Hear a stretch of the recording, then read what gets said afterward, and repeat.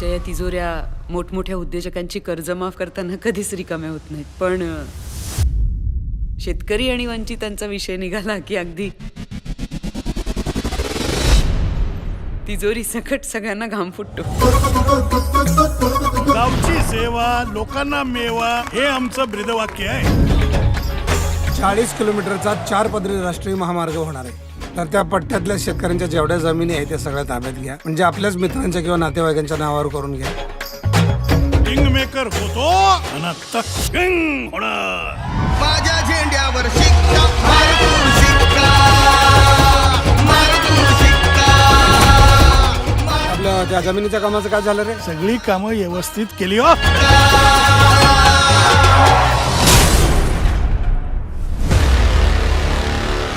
पटकन जमीन इकून मोकळा व्हाय, नाही ते तुला कायमचं मोकळं करी.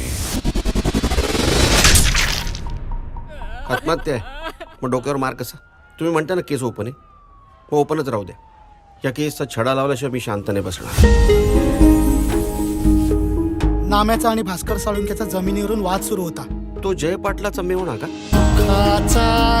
केला त्याग रोडच्या कामात आमच्या समद्यांच्या जमिनी गेल्या. समद्यांना बकळ पैसा मिळाला, आम्हालाच कमी का? याची चौकशी तहसीलदार कार्यालयात जाऊन करायची. शेतकरी शेतमजूर हे जोपर्यंत एका ठिकाणी येत नाही ना तोपर्यंत हे असंच चालणार आहे. हे लोक काही एकत्र येत नाही. आपलं दुर्दैव आहे. काही जमीन शेत जमीन आहे, बिगर शेत जमीन आहे, आणि त्यात तुमची जमीन पडली कोरडवाहू. कोरडवाहू कामासाठीच आहोत ना आपण, मग का अडवतो त्यांचं काम? मतदारांनी तरी कुठं आपल्याला समान वागणूक दिलेली असते. तो पंचायत समिती अध्यक्षाचा मेवणा आहे म्हणून त्याला जास्त पैसे, आणि ही गरीब म्हातारी आहे म्हणून हिला कमी पैसे.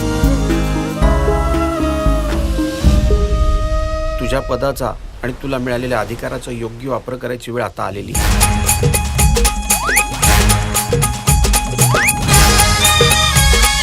बाईच्या जातीला प्रगती करायची असेल ना तर तिने फाईलीसारखं वागायचं. ही सरकारी फाईल आहे, 10 जणांचा हात लागल्याशिवाय मंजूर होत नाही. शांताबाई शांताबाई शांताबाई शांताबाई अरे शांताबाई. अरे आपण बाबाची माणसं, स्वाभिमानानं जगायचं, असं पाया पडायचं नाही. अरे फक्त बाबासमोर झुकायचं. मागच्या सरकारनं 40 वर्षामध्ये जेवढं नाही कमवलेलं आहे तेवढं तुम्ही काय या 5 वर्षामध्ये कमवायचं ठरवलेलं आहे की काय?